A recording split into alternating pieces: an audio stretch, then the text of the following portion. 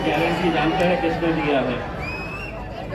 आपने देखे होंगे हर होर्डिंग पे चल रहा है मोदी की गारंटी। मोदी ने खुद गारंटी दिया है कि औरंगाबाद से तो इम्तियाज जलील जीता है।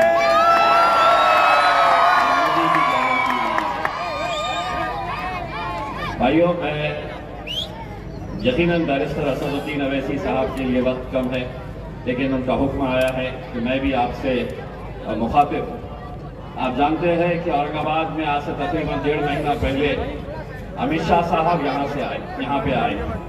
देश का उन्होंने चुनावी प्रचार की शुरुआत मेरे अपने शहर औरंगाबाद से की। मराठवाड़ा सांस्कृतिक मंडल के ऊपर बड़े जोरदार तरीके से गरज रहे थे और कह रहे थे कि दिल्ली में मुझसे पूछते हैं कि यहाँ का सांसद कौन है, और उन्होंने कहा कि अब इस बार MIM को उखाड़ कर फेंकना है, कमल को खिलाना है और कमल को दिल्ली भेजना है। मैं आज तक इंतजार कर रहा हूं अमित शाह साहब, कहां गया रे कमल के? क्यों नहीं खिलाए कमल तुम्हारा? तुम भी अच्छी तरह से जानते हो, उसी भाषण के अंदर तुमने कहा था कि 48 में से भारतीय जनता पार्टी 45 सीटें जीतेगी। मैंने कहा मेरी छोड़ दिया ना, जो 3 छोड़ा है उसमें मेरी भी है ना, एक अच्छी तरह से जानते हैं। इसीलिए भाषण तो ठोक दिए, लेकिन जाते जाते पुलिस के अधिकारियों ने उनके कान में फूंका, बोला अमित शाह साहब इधर पंगा मत लो, ये कौन जो है ये कुछ अलग करती है, कुछ भी करती है। बाहर जब वोटिंग के दिन जब निकलती है तो सोच के कुछ और आते भी है, हाथ खुद ब खुद पतंग पे जाता है और धपा यही हुआ 2014 के अंदर, यही हुआ 2019 के अंदर, फिर वही चंडाल चौकड़ी आ गए। अब जीतता क्या? कैसे जीतता? फिर हिसाब किताब बताना शुरू हो गया। बोले उधर नरेंद्र मोदी को अपने को कमजोर करना है तो यहाँ पर इम्तियाज जलील नहीं, चंद्रकांत खैरे को यहाँ पर जिताना है करके।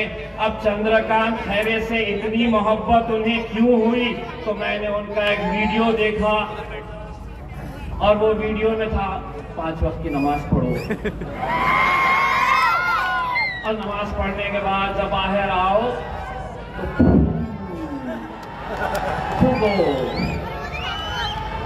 तो बस खुश, हमारे कुछ नेता खुश। बोले देखो नमाज पढ़ने के बारे में बोल रहा, लेकिन एक बात सुन लो, 2019 के अंदर भी ये हमारे लिए क्या था और 2024 के अंदर भी क्या था। आधा मैं बोलूंगा, आधा तुम बोलो। अरे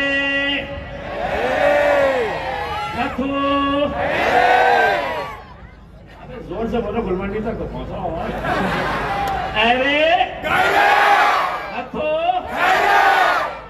जैसे कितने आए वे 10 साल से कोशिश कर रहे हैं कि इसको गिराते करके, और सारा हिसाब किताब लगा दे रहे हैं कि अब कैसा आने वाला है।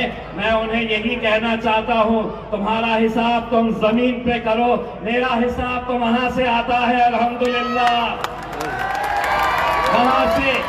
और आज जो साजिशें चल रही है आप भी अच्छी तरह से जानते हैं। पहली कोशिश ये हो रही है कि इनके वोटों को बांट दो, दूसरी कोशिश ये हो रही है कि इलेक्शन के दिन इनका वोटिंग परसेंटेज कम कर दो।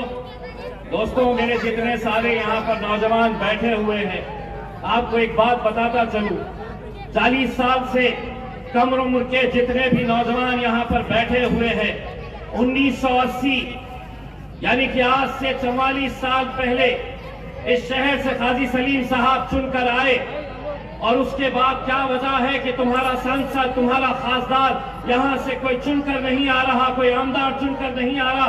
तो उसकी वजह क्या थी? उसकी वजह यही है कि तुम्हारे वोटों का बंटवारा किया जाता था। आज भी वही काम चल रहा है। कैसे कैसे आ गए मैदान में जोली वाले बाबा, जरा देखे कि अपना उठा ले रहे भैया। 30 का 100 ऐसे हर 5 साल के बाद आते हैं इंशाल्लाह एक पैगाम मेरी तरफ से सुन लो। जब जश्न का जुलूस निकलेगा तो तेरे महल्ले में भी आकर रंग खेलूंगा इंशाल्लाह। तब से पता चलेगा कि इस इत्तेहाद की ताकत क्या है करके। यही इत्तेहाद को तुम खत्म करना चाहते हैं, यही इत्तेहाद जिसने पूरे हिंदुस्तान के अंदर एक मिसाल कायम की। आज अख्तर इमान साहब उत्तर प्रदेश से आए हुए, हमारे जितने भी आसिम खान साहब हो दूसरे राज्यों से, वो मुझसे ये सवाल जरूर करते हैं कि कैसे आपने मुमकिन करके दिखाया। तो मैं उन्हें जवाब देता हूं, मैंने कुछ नहीं किया, इन लोगों ने ये सब मुमकिन करके दिखाया है मेरे भाइयों। तुम लोगों ने मुमकिन करके दिखाया है। तमाम साजिशों को आपने नाकामयाब किया था, कैसे कैसे हथकंडे अपनाए गए थे ये आप अच्छी तरह से जानते हैं। इस बार भी जो उम्मीदवार ये दावा कर रहे हैं कि उनका मुकाबला खैरे से है, तो उनको एक बात बताता चलूं, ईवीएम मशीन के अंदर जितने वोट पड़ते हैं बस उतने ही रहते हैं। नहीं तो तुम समझ रहे होंगे धंधा पुराना है, 20 का 40, 20 का 40, 20 का 40, 20 का 40। ऐसा नहीं होता है भाई, जितने पढ़ते उतने ही रहते।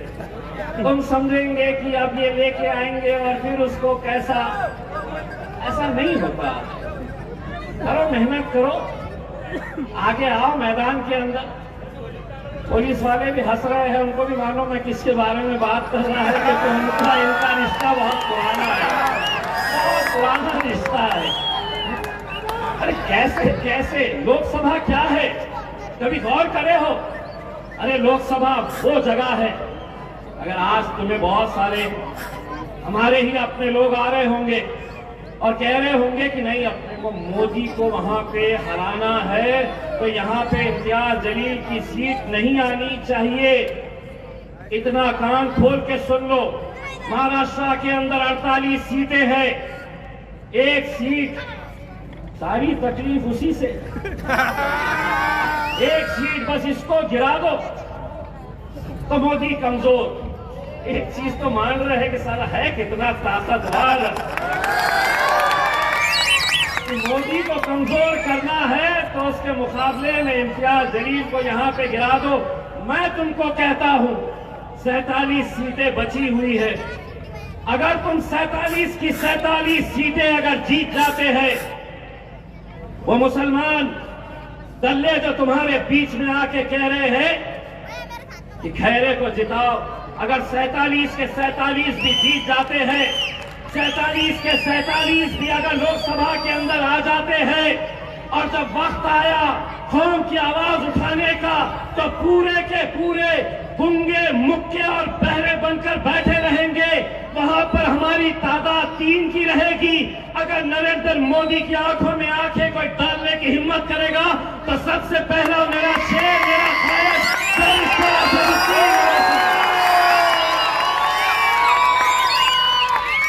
और फिर असद भाई के आजू बाजू अभी तो मैं अकेला बैठता हूं पीछे।